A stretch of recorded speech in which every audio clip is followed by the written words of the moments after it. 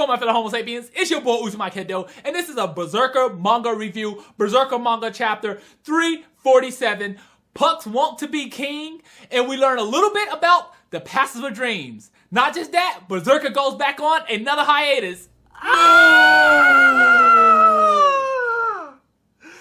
This and more coming right at you next.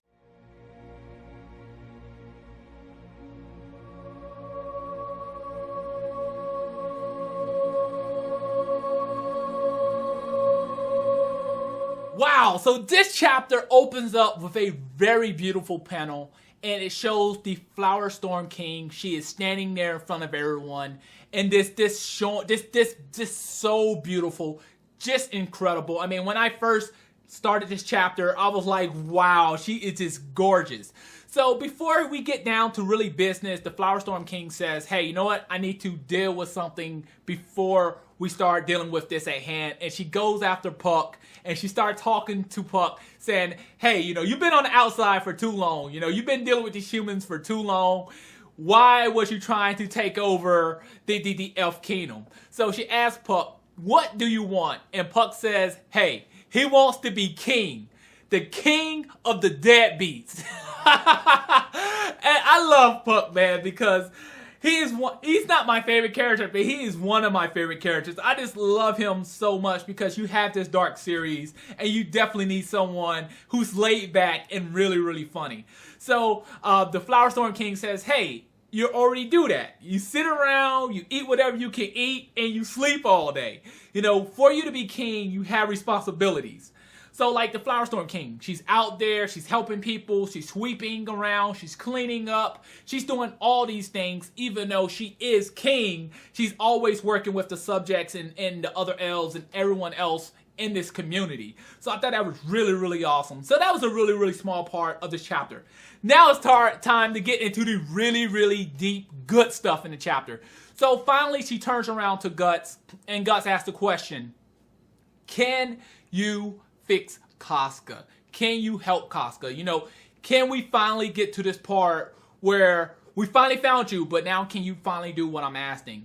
And the Flower Storm King says, yes, it's possible. Now, the Flower Storm King did say, please call me Danan instead of calling me the Flower Storm King. You know, just treat me like everyone else. Just call me Danan. So she tells the group about something called the Passage of Dreams. Yes, that's right, the Passage of Dreams. So I'm like, oh my goodness, this is interesting. Since the chapter came back, we've been learning a lot about the astral plane and things of that nature. And I believe that Casca conscious could be inside the astral layer because the Passage of Dreams is really, really interesting. So Danan is actually starting to pick some people out of the group. She picks Shirk and Farnese to actually help her with Casca. And the main reason she's picking them two is because they're very close to Casca. Now Guts jumps up and is like, hey, you know, let me help. Let me come with them and help them because they're going to need someone strong. And Danan says no, because she feels fear from Casca. She thinks, I believe that Casca fears Guts. And it's interesting. I'm like, wow, that makes a lot of sense. Because she does. We have seen this in the prior chapters. So Danan takes them to this area where these magic mushrooms, and they're all glowing and everything. And they have the girls go in, and then she says, inhale the spores. And you're going to go to sleep, and you're going to fall asleep into this dream realm. And I'm like, oh man, it's about time. It's about time we actually getting somewhere. So we got Sheer and Fornice going in, and Casca going in and actually falling asleep. And then we get the first dream. In the first dream, we open up with Sheer. She's like this. I like the animation here. She got a really, really big head. She's going into cover, and she pulls out this jar. It looks like a jar of honey, like her own little secret. And she's nibbling on the honey, and then you got the monkey coming in through the window. I thought that was really, really funny. And he takes the jar, she summons this little spirit, and the monkey crushes the spirit. She's like, oh yeah, this is my dream. I don't need to be here.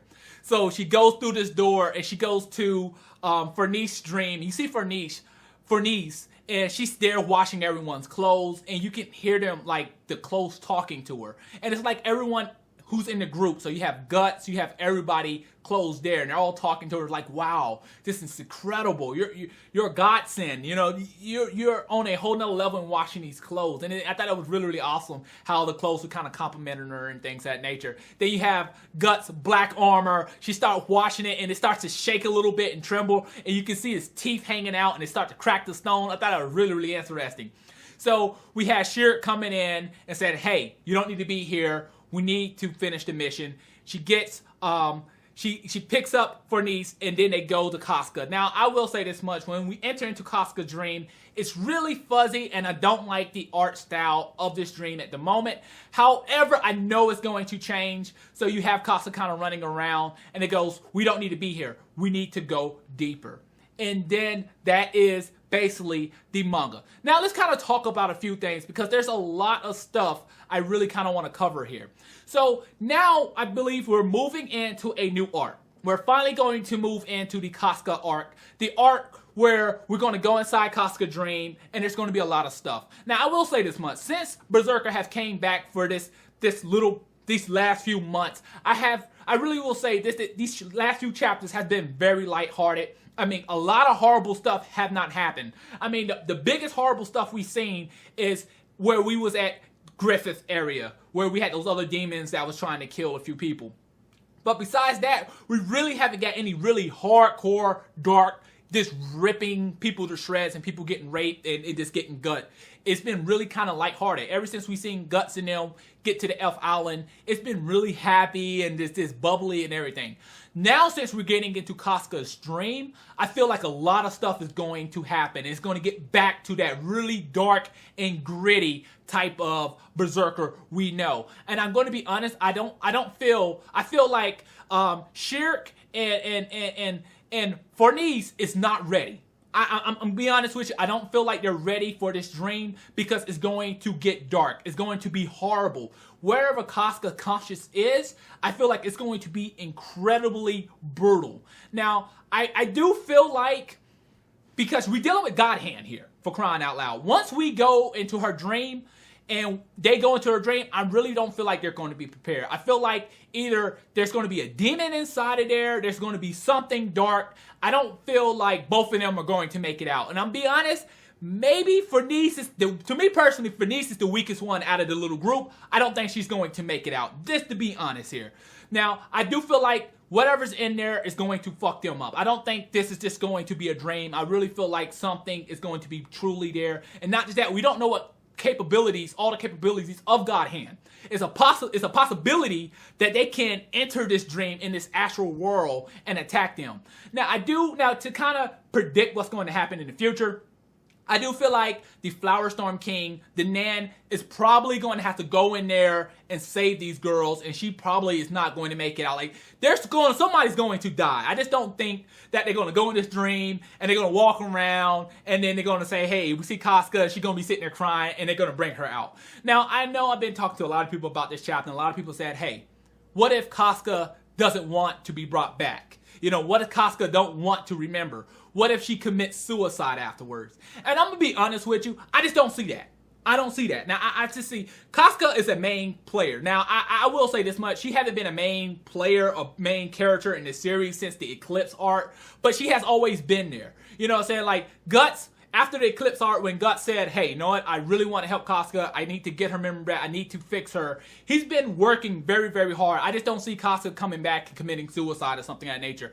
But I do feel like we're getting ready to get into some flashbacks. We're going to get some flashbacks, and I think that we're going to see, like, the Eclipse, but we're going to see the Eclipse through Casca's eyes. So we're going to see on a whole nother level of what Casca seen that day. Seeing her friends been ripped to shreds, been raped by Griffith, the God Hand. You know, we're going to get to see this in her point of view, and I think that's what's going to happen. Now, one thing that I always reference is the Skull Knight. I always go back to the Skull Knight. I always talk about the Skull Knight because early after, maybe like a few chapters, or maybe a few chapters after the Eclipse, the Skull Knight said, even if you heal Casca, she might not choose you. And that's a big deal. That means a lot. Because Casca could still choose Griffith. It's a possibility. Or Casca could just wash her hands and walk away and say, no, I don't want anything else to do with this.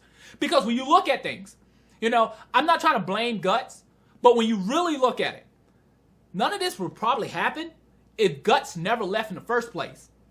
When he left, once the Band of the Hawk was in that city and they had rolled up ranks and they was doing parties and, you know, they was really, really respected, and Guts like, no, I want to fight. You know, I'm not here to be showered. I'm here to go to war and kill people. And he left. Griffith, at that point moment, made some decisions that he wouldn't made if Guts would have stayed. He panicked, and he went and he had sex with the king's daughter. And I think if Guts would have stayed, he would have just worked it out. He would have worked it out. He would have met up with the king's daughter, and everything would have went fine. When Guts left, Griffith made some bad mistakes. And then their group got eradicated. And you can't kind of blame it on something. When you look at it, you can't kind of blame Guts just a little bit. But at the same time, yes, Griffiths made those mistakes, but at the same time, he wouldn't make those mistakes if Guts never left. But then we can go back and say, okay, you know what? Guts came back and fixed stuff. And you could say, well, if Guts never left, Griffith would have probably still did the same thing. That's a possibility. That is a possibility. He would have got the kingdom, and he probably would have wanted more. Now we will say, yeah, Guts came in. Guts came back. He helped out. They saved Griffiths at the time. But when you look at Griffiths looked at Casca, and he's all alone. I mean, Griffiths had nothing at this moment. But when he looked at Guts and he looked at Casca, there was a couple now. There was a pair. You know, Guts now had everything. And to me personally, when I think back before the eclipse, it seemed that Griffith could have been a little bit jealous. You know, so if Casca is healed, I'm curious, what would she choose? Would she choose to stay with Guts, who's been here this whole time, protecting her, helping her? Or would she blame Guts from leaving? And that's the main reason the group was brutally ripped to shreds, and she suffered so hard. There's just so many questions, and there's not enough answers. Now this new arc that's coming up, because we're going, unfortunately, we're going on another hiatus. No, man, no, my God, no, man. And I just can't stand it. Now I know we got the anime and things and everything coming out. The anime came out. I know we got a season 2 for the anime coming out. But they're going on another hiatus. It sucks. And I admit, it sucks. But I'm also happy that we're finally moving into a whole new arc. We're getting ready to go into this astral dream realm. I just can't wait to really see what's going to happen here. Now, this new arc that we're getting ready to go to, it could be maybe a month. Once it comes back, because it comes back in 2017. It could be a month. It could be a year. It could be 10 years. We don't know, because that's just how it is when they go on the hiatus. Oh man, I really hate hiatus. I'm going to be honest with you, because I love this manga. I just love reading Berserker. I even love the anime, for crying out loud. But overall, that's all I have for today. What do you truly think once Casca is healed? Do you think she's going to choose Guts? Or she might go back and choose Griffith? Or will she just walk away? What do you believe is going to happen? But that's all I have for today. Please rate, subscribe, and comment. It really helps the channel. Thanks for watching. Matane.